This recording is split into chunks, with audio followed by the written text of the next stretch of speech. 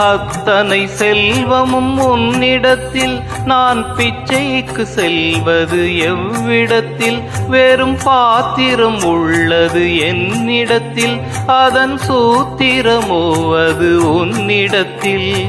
ஒரு முறையா இருமுறையா பல முறை பல பிறப்பெடுக்க வைத்தாய்.